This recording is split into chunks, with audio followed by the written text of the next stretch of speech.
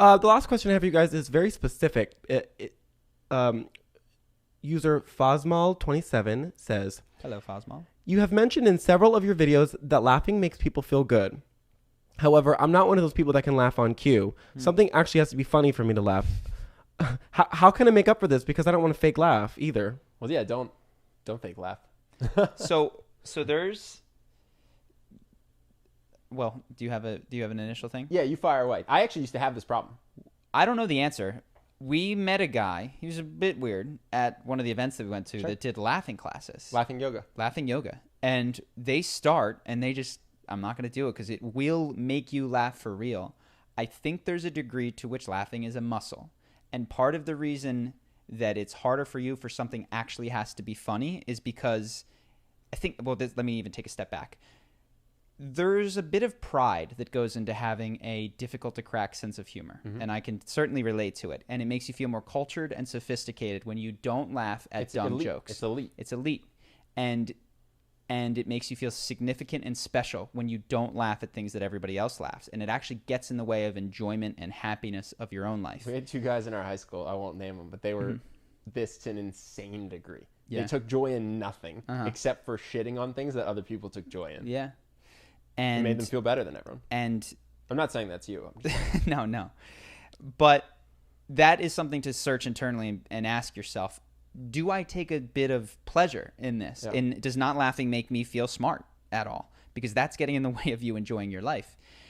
If you can get past that, practicing is actually really, really, I think, useful. And that's why people go to laugh yoga, because it's not that you have an overdeveloped sense of humor. It's that you have an underdeveloped one sometimes. The Dalai Lama laughs at everything. And I truly believe that he is of a spiritual enlightenment level that is so far ahead. And when I see a lot of these gurus, Sadhguru, they just are constantly laughing. I think that's a sign of a development of oneself. They say the laughing Buddha. So yeah, maybe you do want to do some laugh yoga. And I haven't looked into the concrete specifics. I will, because this is something that I think is good for me and for everyone. I'm curious if you have any concrete ones. Yeah. So I used to have. So it's funny. I used to laugh a lot. Well, when I was in New York, I got free tickets to a comedy club anytime I wanted to go because they said that you just make everyone else laugh. Oh, really? Yeah, they were like, dude, Who? you're great. The Comedy Cellar. Or the Did they Store, really? whatever. Yeah, they said, dude, anytime you want to come, any show, free. That's They just fucking gave me incredible. like 30 of them. They're like, your laugh is so loud and so contagious, and you're a cheap laugh. You're kidding. Like you make the room better. That's yeah. so funny. Then I got vocal cord surgery. Oh. Yeah, and when you are recovering from vocal cord can't surgery, make a noise. You cannot make a noise. You cannot speak. You cannot sing. You cannot laugh.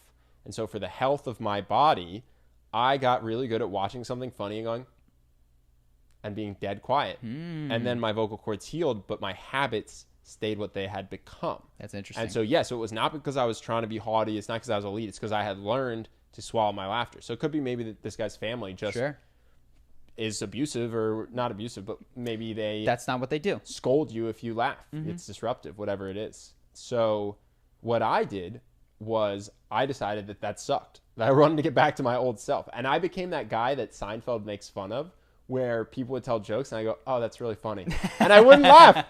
I wouldn't laugh. And I went, this is not okay. This is not who I want to be. Ooh. Yeah, no, brutal. But that's the vocal cord surgery. So I started purposefully watching things that I thought were funny when I was home alone, and just getting used to, you could watch a 1 hour special of a comedy that you like, and maybe you're not laughing at the beginning, but towards the end you are. And I agree with you. It is a habit. It's very muscle-esque in the sense that reps make you better at it. And so I was like, all right, every day I was going to watch something. I was watching Brooklyn Nine-Nine. I was watching Netflix specials. I was just finding stuff that made me laugh and purposely watching it just so that it would make me laugh more in the rest of my life. That's super interesting. This is as of like 2.5 years ago, since we moved to LA. And you found that it's been helpful? Hugely helpful. Hugely helpful. And you think you attribute it to watching these things on a semi-daily basis? Brooklyn Nine-Nine was super helpful.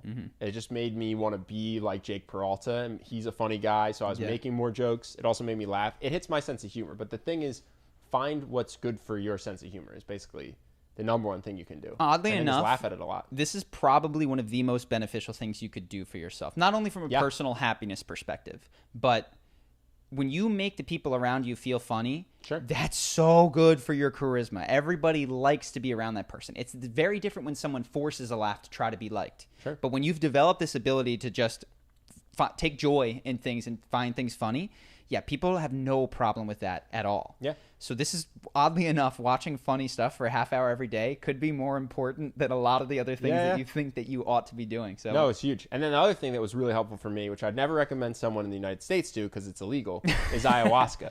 But if you live in a place or can travel to a place where it's legal, ayahuasca was incredibly helpful for me. Yeah. I literally had a pump. So you take this plant medicine and then you throw up. I had this moment where I haven't cried in so long. Eventually I'll crack. But I went in, I was like, I'm going to cry.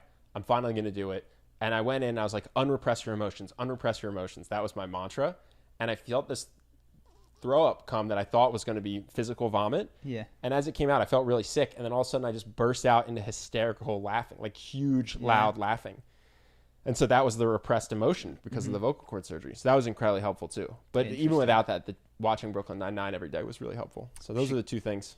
Ayahuasca, baby. Yeah, it's crazy. I literally had this exact issue. Now I want to go back. To Brooklyn Nine-Nine? It's good. I I had my ex-girlfriend's Hulu account, and she was very nice. She let me keep it for a full year after our breakup. Really? But Brooklyn Nine-Nine kind of got canceled and then brought back, and I was midway through the newest. She cut you off. She cut me off because she's got a new boyfriend. No way she cut you off? So I have to get my own But Hulu. why'd she cut you off, though? She didn't have to do that. Oh, I'm sure there's just a limit to accounts.